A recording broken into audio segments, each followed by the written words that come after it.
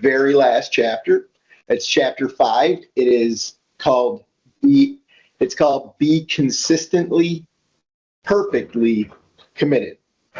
And I love those words. And the piece about consistency, to me, that's all about dependability. And in startup, when you're building a business, you have to be extraordinarily consistent in what you're doing so so the customer and your employees can begin to depend on you for what you're offering. And then the perfectly committed, the perfectly piece is, I make a case that in startup, perfection is the goal, and we'll never reach it. Right? Like, we all know that, but we have to be committed to perfection, because when we fall short of perfection, which we always will, at least our performance and our execution will be good enough that we can build a business upon that. So I coach in this chapter that and this is dramatic. This is dramatic. I'm just going to say that up front. When I reread it, I was like, oh, man.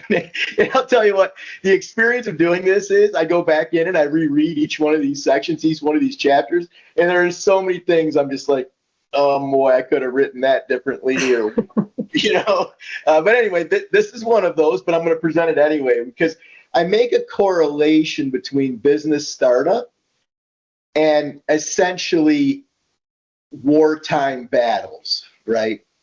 And I talk about how if you and your peer group, if your lives were on the line, how committed would you be to perfection?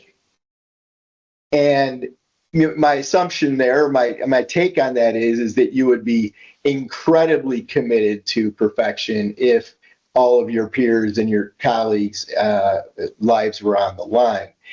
And then I make this correlation to that essentially for the entrepreneur, their life kind of is on the line. I mean, when they go into a business, when they start a business, they're rolling the dice in a very big way. And so that's how I pitch this concept of perfection, right? And how important perfection is, or execution is, and consistency. So that is that's how I kind of bring the perfection or being perfectly consistent into entrepreneurship. I'll tell a quick story. We had a PE, it was called Vineyard Capital, way back in the day, and they were interested in making an investment in us. And, there have been certain relationships. I think there's been 3 over 30 years where we've actually entertained the idea of bringing in an investment.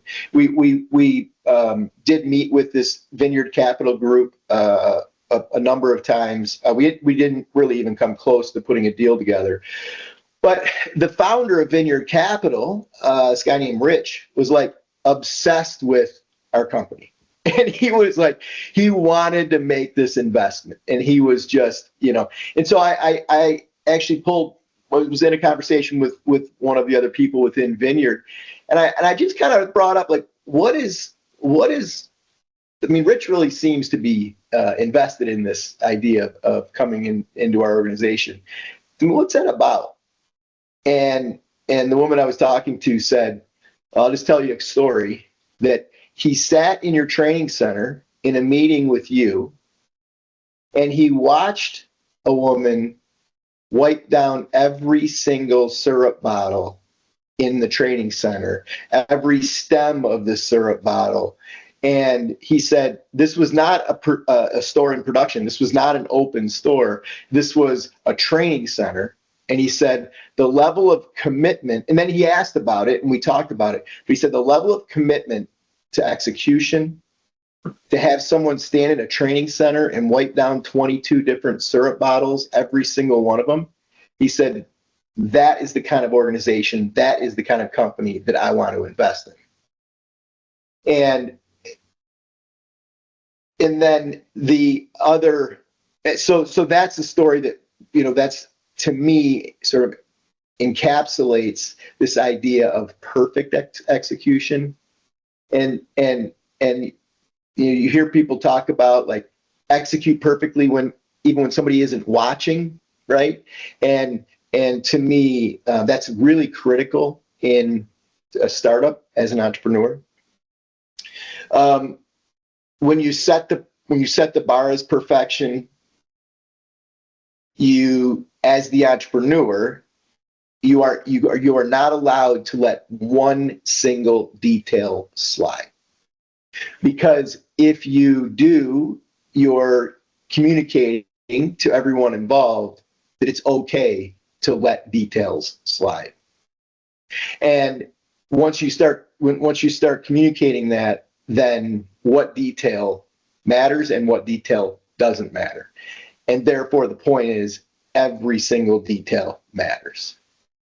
And so that's kind of the start of this final chapter.